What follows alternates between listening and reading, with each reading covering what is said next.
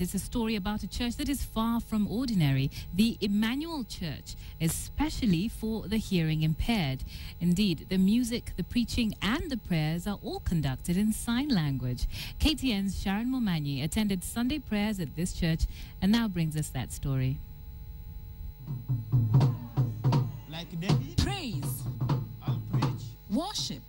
It is Sunday morning and a part of the deaf community in Nairobi has gathered at the Emmanuel Church of the Deaf for worship. Many people are oblivious of the existence of such a church. Though they fellowship in silence, the spirit of worship is all loud in the air. Be good. But the service is in every way similar to that of the regular churches. The only difference is that everything here, from singing to preaching and praying, is done using the Kenyan Sign Language. I'll cry. Joseph Ndolo is one of the praise and worship leaders in the church. He lost his hearing to malaria at the age of 12 years. And also I didn't know sign language by then.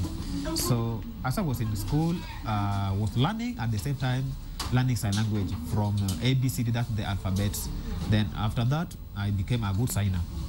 The church also offers sign language classes. Innocent Nyamwea is one of the sign language instructors at the church. He gives us some insight into the language. We had Durumo, who went to the US. After he came back to Kenya and introduced the sign language. So when some of us saw this was really very important for the deaf, because like in different schools, they used to teach different signs. So we had donors who came, maybe from America. If we have donors, they use different signs in different schools. So this brought a lot of challenges and confusion. And thus the quest to standardize and develop the Kenyan Sign Language was born. But he loves you, but you still ignore him. Sign language in different countries is developed within their unique social contexts. When you go to KNAD, Kenya National Association for the Deaf, you asked about the committee. We have a chairman who is there, and so many of the deaf have gone to the university because of Kenya National Association of the Deaf. We also have Kenya Sign Language Research Project, who are doing the research for the different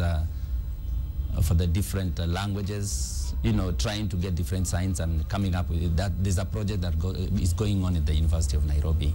Deaf communication in the country was, however, up to a difficult start, and to date, some remote areas still do not have access to deaf schools. Some parents are, at times they don't even know what to do with their children.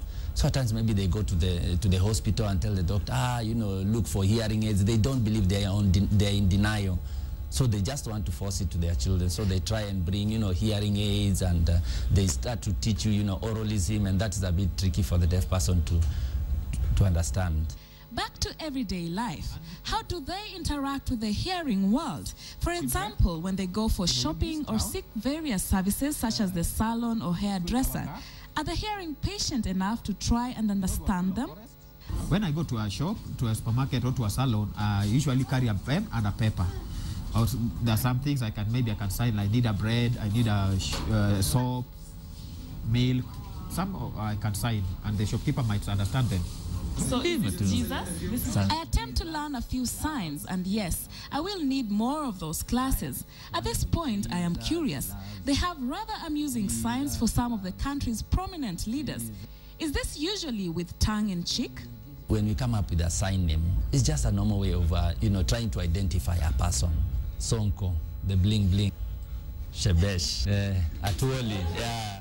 There is a proposal to include the Kenyan Sign Language into the regular school's curricula in order to promote the integration of the deaf community with the hearing community. Yeah.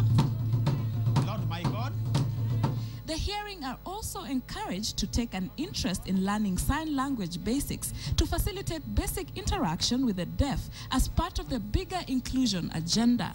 It is estimated that there are about 800,000 to 1 million deaf people in the country who communicate by using the sign language.